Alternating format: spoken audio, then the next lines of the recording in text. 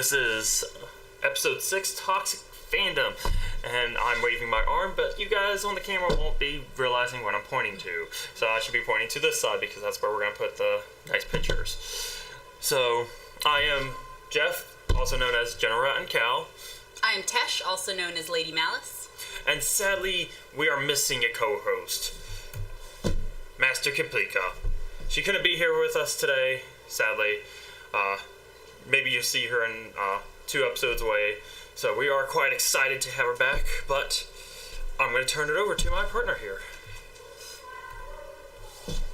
So what is Toxic Fandom? Basically, Toxic Fandom, at least to me, is anything that goes into what's an unhealthy way of enjoying your fandom. Something where you're so passionate or you're so interested in a thing that you're starting to express that love and that passion in an unhealthy way. And I think we can do that in a lot of different things, whether it's relationships or work. Like anything that's good can become toxic if it's being handled in a inappropriate way. Just wanted to do a little shout out to Rachel Leffler, who created a lot of the... You have a fishing hook in your face. That's terrifying. A little shout out to Rachel Leffler, who wrote an article on a website called Real Rundown, and that's where I got a lot of this material. It was a very good article. May I jump in? Yes. Well, I think we can all toast to being against toxic fandom. Woo.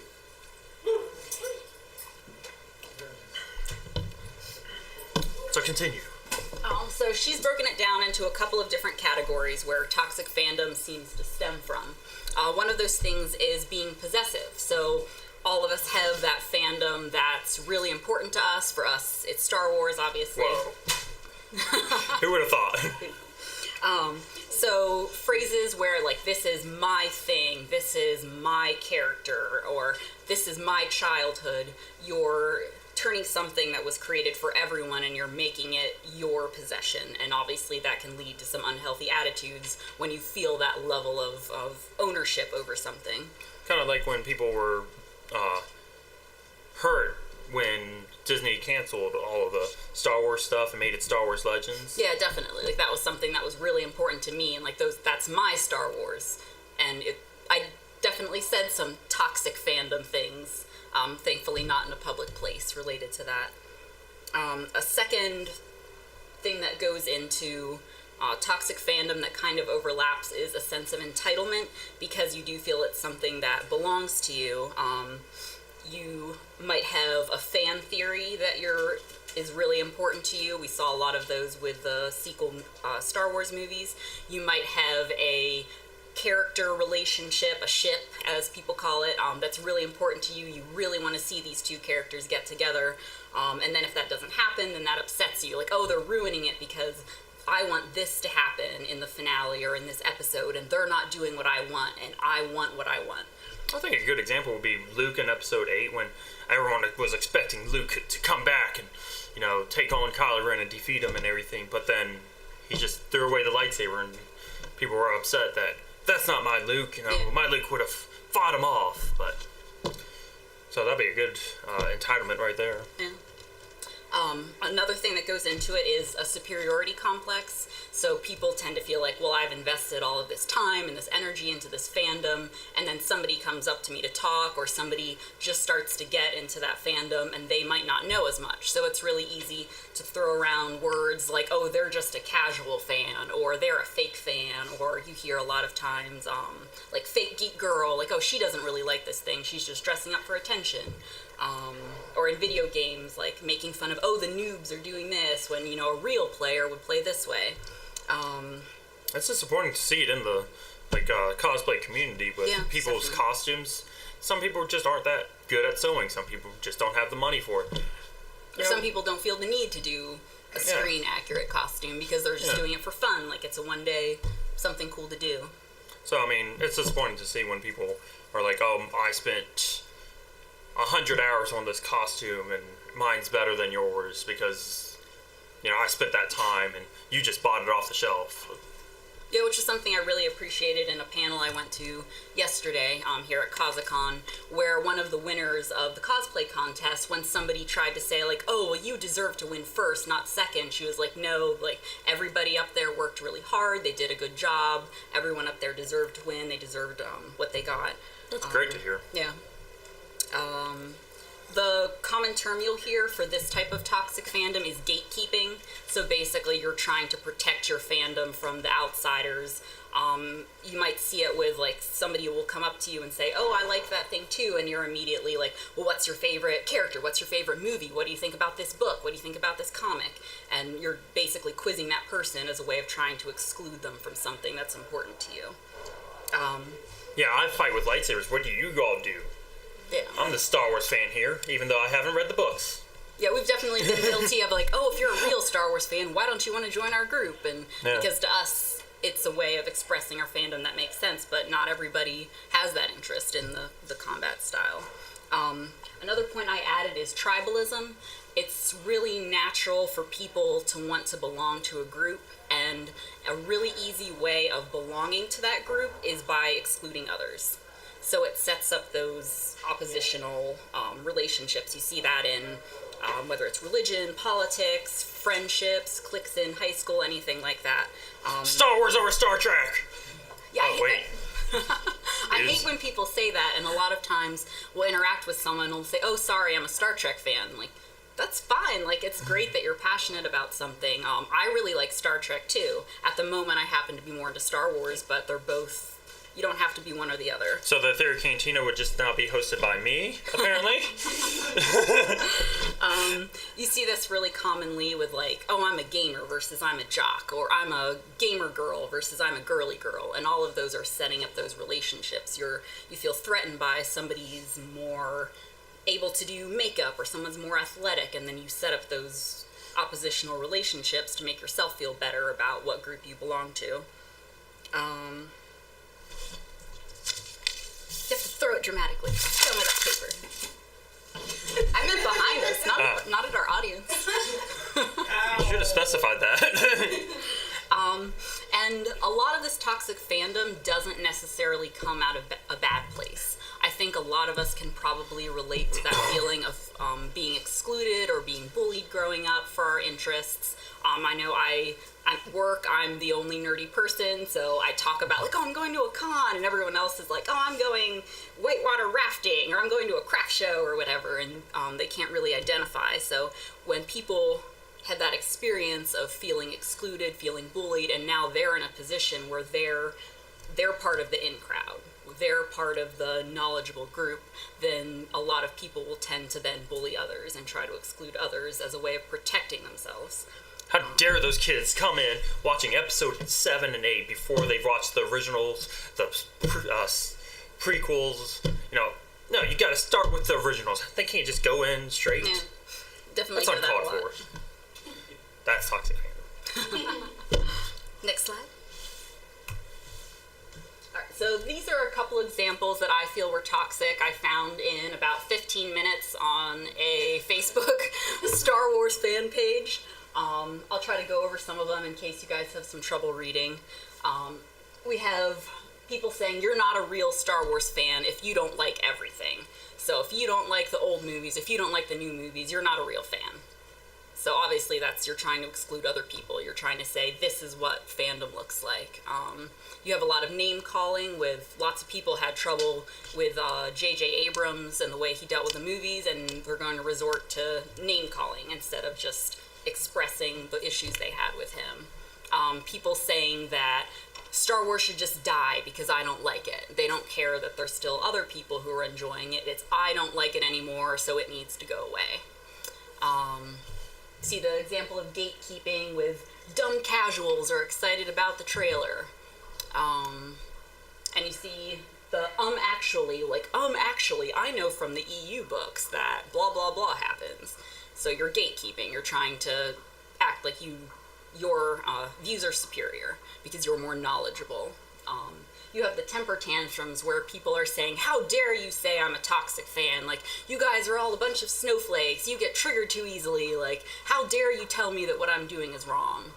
You have a lot of creator bashing, and there are ways of expressing that you don't like some of the things that George Lucas did without resorting to that name calling, that, oh, that old idiot Georgie, oh, that guy who's trying to kill my childhood. And you definitely see a lot of the name calling there. Down with George Lucas. Oh, Disney bottom. Oh, praise George Lucas. Yeah, definitely see that switch in a lot of the YouTube comments. People arguing about, well, only this is canon, so why are you still reading that book? That book doesn't matter anymore, or that game doesn't matter anymore. And unfortunately, a lot of the comments become very sexist and racist, like, oh, they're just trying to, like, push their agenda with having more female characters, or they're trying to push their agenda by having a main character who's of a different ethnicity. It's like it's a, huge galaxy or something. Whoa. Maybe if we just label the other races they're aliens. They'll go with it. Yeah, maybe. Maybe. Next slide, please. So here are a few examples that I thought were really powerful. I'm sure all of us, myself included, have bashed some of the prequel movies or particular things that happened in the prequel movies. For those who don't know, that's episodes 1 through 3 that tell the story of Anakin becoming Darth Vader. Spoiler. Sorry.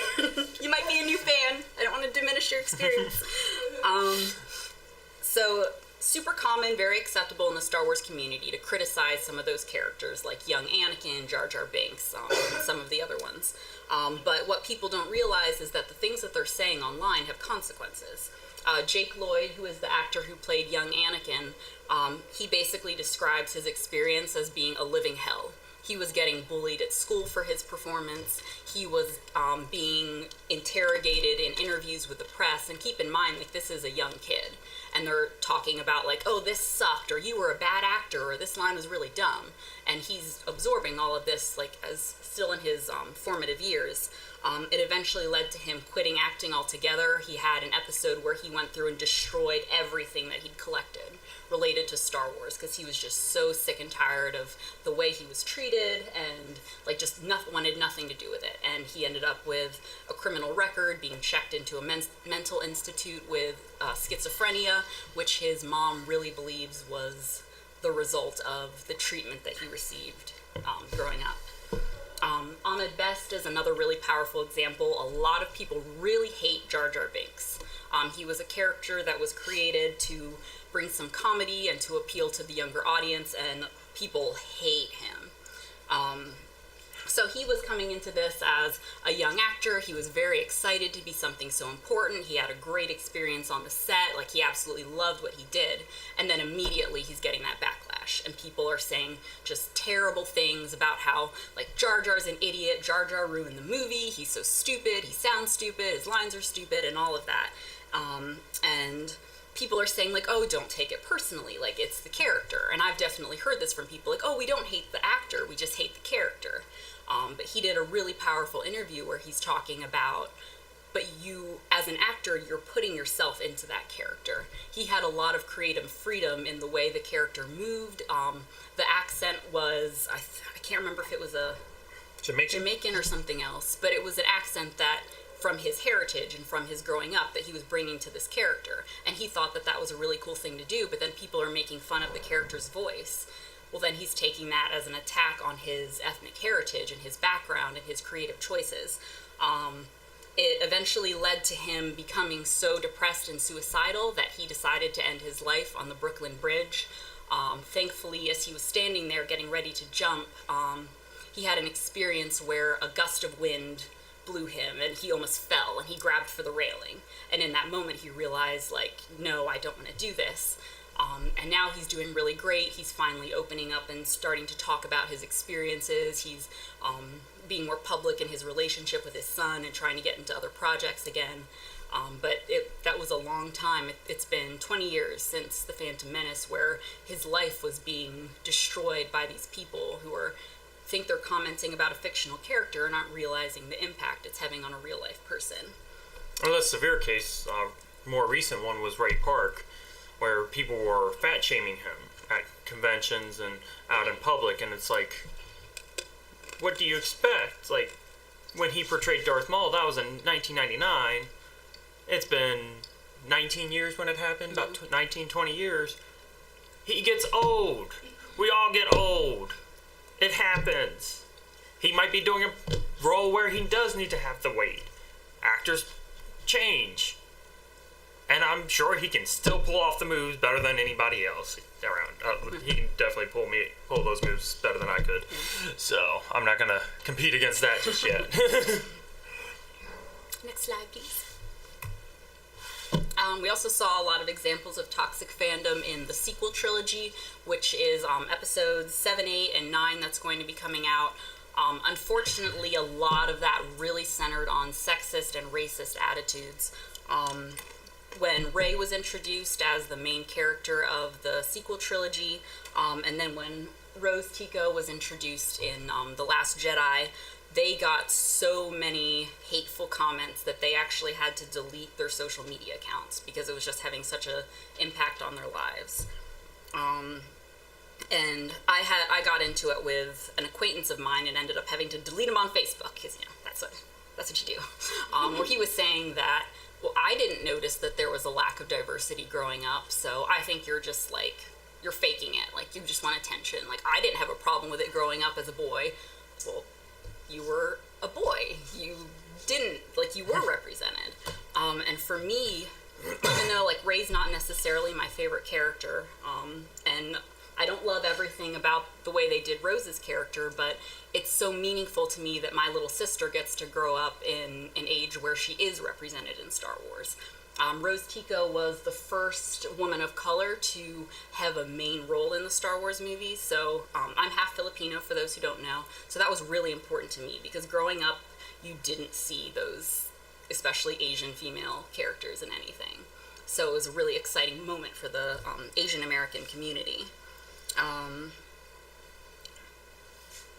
And I think that's an example of toxic fandom entitlement, where because that character doesn't mean anything to me personally, she shouldn't exist, instead of thinking about what she might mean to other people who are part of that community.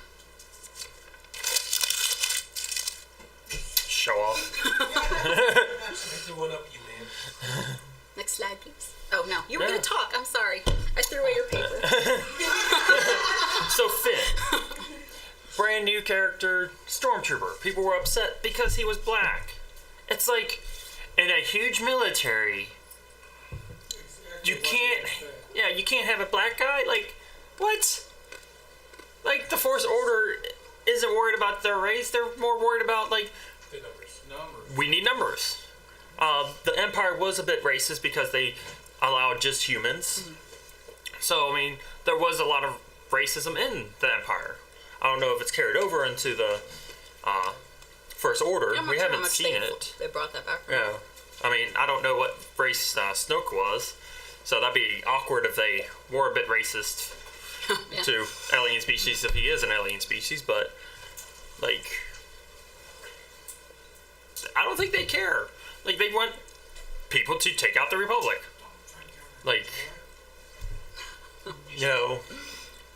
There's other people and other species in the Star Wars galaxy. You're gonna be okay. Next slide. So one of the things that we've talked about back and forth is, where is that line? So when are you expressing you don't like something, and when does that become toxic? And where is the difference between healthy fandom and unhealthy fandom? I think one good example would be with Phasma, where a lot of people had issues where we're building up, but then people hated her because she didn't do anything. And a lot of people were upset that Phasma was a woman. And it's so you can't have a woman in charge? She looks pretty awesome. The suit was awesome. But I feel like the screenwriting kind of let that down. Yeah. Because they built her up in the trailers, but then she was there for 5 minutes, maybe. But there's a lot of bullying because of she's a woman. And people have tried to compare her to Boba Fett. But it's all about that portrayal. And I think there is a way to, just like a character, just like a book, just like anything, like a game character, without having to resort to that bullying. Yeah. What are you thinking with that? Yeah, I think a lot of it is almost qualifying your statement. So instead of saying, like, this is a terrible character, you can say, I don't like this character because. And thinking about the fact that celebrities and actors and directors, like, they're people too. So if it's not something that you would say to your friend, you're not going to say, you did a terrible job in the school play, like, I thought you sucked, the script was terrible, your line delivery was terrible. You might say, oh, I think you could improve here, or you weren't my favorite, this wasn't my favorite thing that you've done, but, like, here's some positive feedback. I think it's also really important to think about where you are. There's obviously a big difference between having a personal conversation with somebody and putting it all over the internet. There's definitely a difference between putting it on your personal Facebook and having a really great platform for public speaking and saying it there. So it's also about what's appropriate based on the setting that you're in. Yeah, I would say, like, if you're talking to casual Star Wars fans, that you should probably not get into depth with, like, all this character development, because they might just, like, oh, hey, it's people flashing lightsabers, and that interests me. But then you might have the real deep, dark, we love Star Wars and we gotta read every single book. They might take super offended when you dislike a character that they like. So, should we open up to audience? Yeah.